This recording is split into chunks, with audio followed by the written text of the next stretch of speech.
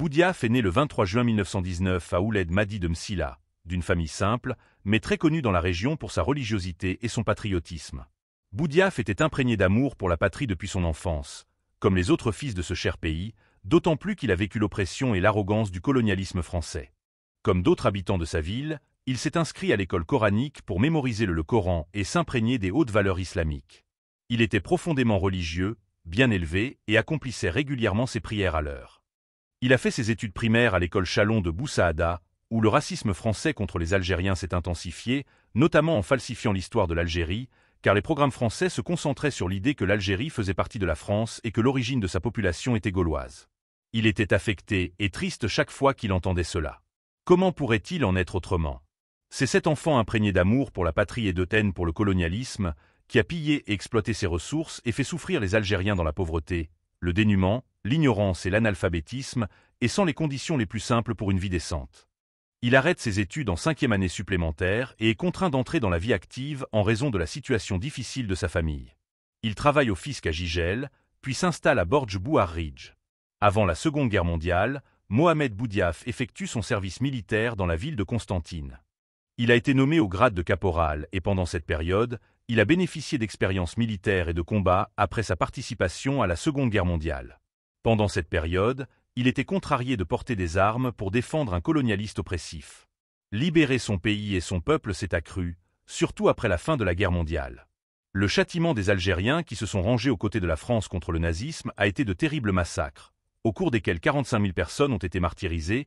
Il était déterminé à le reconquérir, la liberté de sa patrie, quel qu'en soit le prix. Mohamed Boudiaf a rejoint le Parti populaire algérien, qui réclamait l'indépendance totale de l'Algérie. Grâce à son patriotisme et sa moralité, il a occupé plusieurs postes au sein du parti jusqu'à atteindre le poste de fonctionnaire de l'État à Sétif en 1946. Après être devenu membre de l'organisation secrète qui travaillait et se préparait à l'action armée, Mohamed Boudiaf fut chargé, fin 1947, de former une cellule affiliée à l'organisation spéciale de Constantine. Sous sa direction se trouvaient des personnalités telles que Ben Boulay, Ben M. Idi, Ben Toubal et d'autres héros algériens qui ont déclenché la glorieuse révolution de novembre 1954. En 1950, les autorités françaises découvrirent l'organisation privée et arrêtèrent plus de 500 membres. Le reste de l'organisation s'enfuit, parmi lesquels Mohamed Boudiaf, qui continua à travailler dans le plus grand secret. La même année, il fut jugé par contumace à 2 reprises et a été condamné à 8 ans de prison, puis 10 ans par le tribunal de Blida pour atteinte à la sécurité de l'État français. Il a été contraint de changer de visage et de nom à plusieurs reprises, et le plus célèbre de ces noms était Tayeb, qui lui a été donné par l'Arbi Ben Midi, et il était connu de tous sous le nom Tayeb El-Watani. Les autorités françaises n'ont pas réussi à l'arrêter grâce à sa ruse et son intelligence, car il se comportait de manière normale pour ne pas éveiller les soupçons. Ses compagnons m'ont dit « Le meilleur travail secret est celui effectué par les combattants de la liberté sous les yeux des autorités, c'est-à-dire un comportement normal et naturel qui n'évoque ni soupçon ni doute. » En juillet 1953, il s'installe en France, où il est chargé d'organiser les militants du mouvement pour la victoire des libertés démocratiques après une crise qui a conduit à sa division. Ce grand homme a travaillé pour unir tous les partis, mais en vain. À son retour au pays, il fonde le mouvement en mars 1954. Le Comité révolutionnaire pour l'unité et l'action a également publié le journal El Watan, qui a publié les idées d'unité pour libérer cette bonne terre. À la lumière de cette situation, la célèbre 22e réunion s'est tenue à Alger en juin 1954, et tout le monde se consulta sur la manière et le moment du déclenchement de la révolution. Tout le monde a pris la décision de l'annoncer puisque Mohamed Boudiaf, Ben Boulay, Ben Midi, Didouche Mourad, Rababita et Krim Belkacem ont été chargés de préparer la révolution. Le rôle de Mohamed Boudiaf a été majeur dans la révolution, processus de coordination avec la délégation extérieure composée d'Ahmed Ben Bella, Mohamed Kedar et Hussein Aï Ahmed, et d'œuvrer à l'achat d'armes et à son introduction au-delà des frontières, notamment occidentales. Il a également joué un rôle efficace dans l'annonce du 1er novembre déclaration sur la radio Saut Al-Arab au Caire. Ce héros a tenté d'entrer dans le pays, mais il n'a pas pu en raison du siège imposé par l'armée française à la frontière occidentale. Il est donc resté à l'étranger en tant que membre chargé des affaires militaires et a travaillé pour amener des armes. En 1955 et au mois de mars, pour introduire dans le pays les armes dont la révolution avait cruellement besoin à ses débuts, notre héros s'efforce d'obtenir le plus grand nombre d'armes. Mohamed Boudiaf a également été témoin du piratage de l'avion qui se dirigeait vers la Tunisie pour des discussions et une coordination entre responsables du Maghreb. Mohamed Boudiaf était accompagné d'Ahmed Ben Bella, Aï Ahmed, Mohamed Kedar et Mustapha El Ashraf, et ils ont été arrêtés à l'aéroport de Casablanca dans la capitale. Cette opération ignoble est considérée comme la première opération de piraterie aérienne au monde. Ses dirigeants ont été incarcérés dans les prisons françaises, et malgré les mauvais traitements et les tortures, ils ont adhéré à leur juste cause, suite aux événements de la prison du 19 mars 1962. C'est-à-dire qu'après le cessez-le-feu, Mohamed Boudiaf et tous les détenus politiques ont été libérés, et il est entré dans le pays, avec l'intention de continuer à construire un État algérien fort et avancé. Cet homme héroïque fut élu en 1962 à l'Assemblée constituante de la région de Sétif, mais bientôt des désaccords surgirent entre les dirigeants algériens. La position de Boudiaf était que la mission du Front de Libération Nationale avait abouti à l'obtention de l'indépendance et qu'il fallait ouvrir la voie pour le pluralisme politique.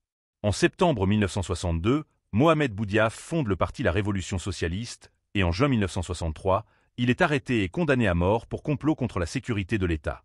Cependant, la sentence n'a pas été exécutée en raison de l'intervention de plusieurs médiateurs, et en raison de son casier national, il a été libéré après 3 mois de prison dans le sud de l'Algérie. Il a ensuite déménagé à Paris et en Suisse, puis au Maroc, et a vécu entre la France et le Maroc dans le cadre de son activité politique, en plus d'activer le magazine Al Jazeera. En 1979, après la mort de Houari Boumedienne, il a dissous le parti de la Révolution socialiste et s'est consacré à son travail industriel. Comme il était dirigeant d'une usine de location dans la ville de Kénitra au Royaume du Maroc, et après les élections électorales et du démission du président Chadli Benjedid en janvier 1992.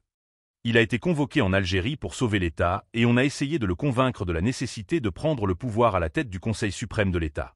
Il a rejeté l'offre, mais le devoir national lui a imposé de répondre à l'appel national.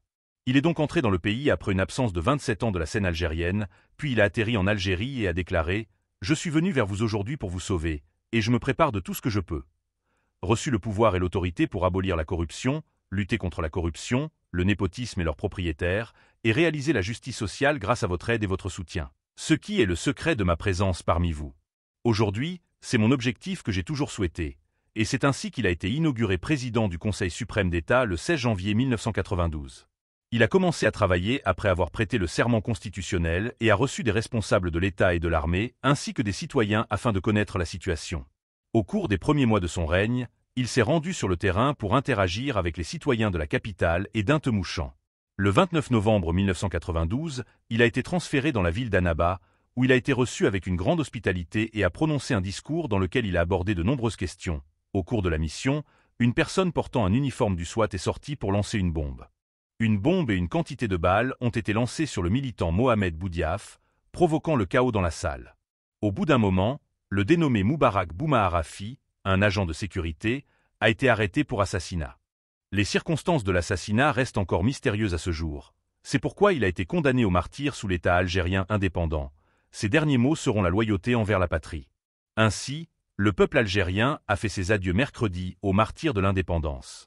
Le 31 juin 1992, au cimetière d'El Alia, où il a été enterré sur la place des martyrs à côté des héros de la glorieuse Révolution, peut-on y croire un des kamikazes de la Révolution soit tué sous le régime du Parti démocratique populaire indépendant.